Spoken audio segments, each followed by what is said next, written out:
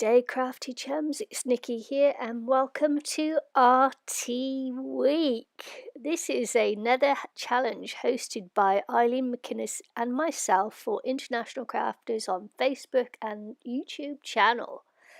All information that you'll need to know will be in the description box below this video, and that will be the links to the Facebook group, it'll be the links to the YouTube channel, links to Eileen's channel, etc, etc, etc. Well, last year we did several 30-day challenges and we really enjoyed doing that, but this year both Eileen and myself are busy little bees working our little buzzy bees off. Buzzy bees off, okay. And so we've decided to reduce that 30 days to a week to make it more manageable for both of us. So we'll be doing another week's challenge later on this year when we both have a little bit more time.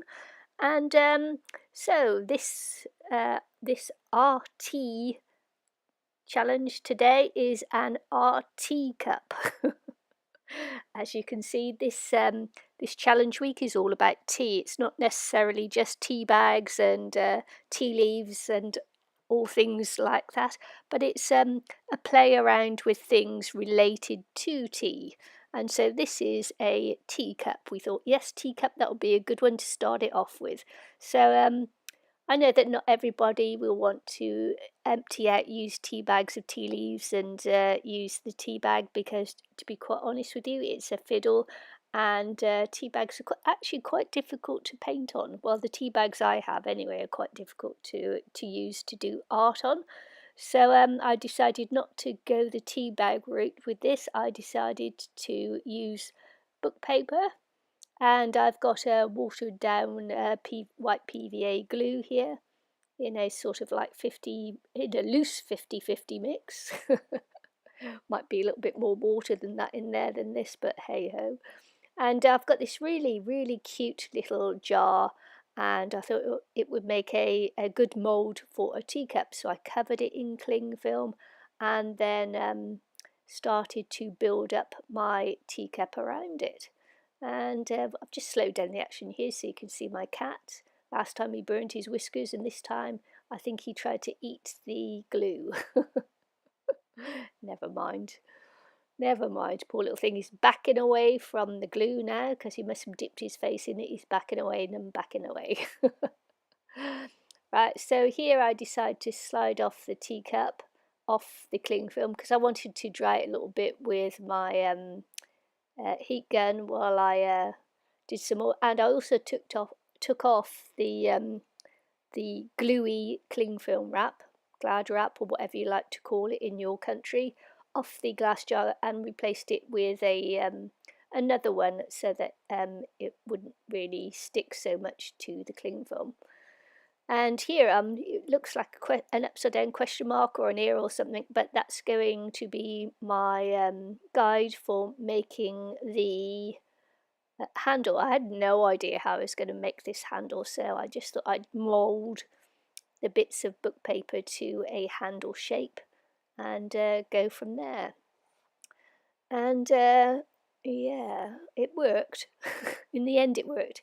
It took a little bit of fiddling around to make it work, but in the end I did make it work. I didn't think it was going to. I thought that this was going to be a failure, but it actually wasn't, you know. So it just goes to show that if you persevere with things, then hopefully it comes out right in the end. Yeah, oh, look at that. I think I spent a lot more time just making the handle than I did of anything else. That's basically because I didn't know what I was going to do to start with, and made that up as I went along. So, yeah, I knew you could sort of like mould paper when it was wet, and that's what I did. Nice, nice. Yes, that handle caused me a few problems, but as I said, it worked in the end. So Eileen, and I hope you enjoy the challenge that we've got going on this week, and that you'll join in with us at some point. You don't have to do it today, you can do it another day. But we'd like you to post your pictures of what you make in our Facebook group on International Crafters, and tag us in it. If you make a video, we'd like you to put International Crafters RT Week Challenge. And how you spell that, it will be in the description of this video. RT Cup. RT Cup. Oh, we're so punny, Eileen and myself. So anyway, here we go then. I decided to cover mine with paper napkins, just because it was pretty. And I decided to do it on the glass jar. I decided to keep the teacup on the glass jar because it just makes it a little bit easier to handle, because until it's 100% dry, it stays a little bit because it's still wet there. Until it's completely dry, it doesn't firm up until it's 100% dry. So that's the reason why I kept it on the little jammy jar there, just to make it more manageable. And came out very nice. Very sweet little teacup. Just cutting off the excess napkin there, just so it's not too lumpy on the bottom, so that it will sit flat when I lay it on the sit it up on its bottom. And just putting it upside down to dry. And I was thinking of putting the napkin on the handle when it was wet, and that didn't work. What I should have done here, so I glue this on here, and then I have a lot of muck in while trying to glue it on. It took me several attempts to glue this sucker on. And and what I should have done, is while the handle was off, I should have actually placed a napkin around it while the handle was off. But when you do that when it's off, the napkin has a tendency to stick to your fingers, of course, because your fingers are all glued up. So that's the reason why I decided not to, but I should have perhaps persevered and done it anyway. Feel the fear and do it anyway. But ended up putting lots more glue on and fiddling around with it and manipulating it and around the handle there. And at this point, I think my video started to go a little bit wonky, so I've had to cut that a little bit out. And it really was just fiddling around with the handle of the cup there, and it came out rather nice in the end. And I left it to dry again on the jam jar, and it turned out lovely. As you can see there, this is the next day, and the teacup actually turned out rather super. Now, I was undecided at that point. I was looking at it because I was thinking I was going to put a little thin wash of white acrylic paint on the inside,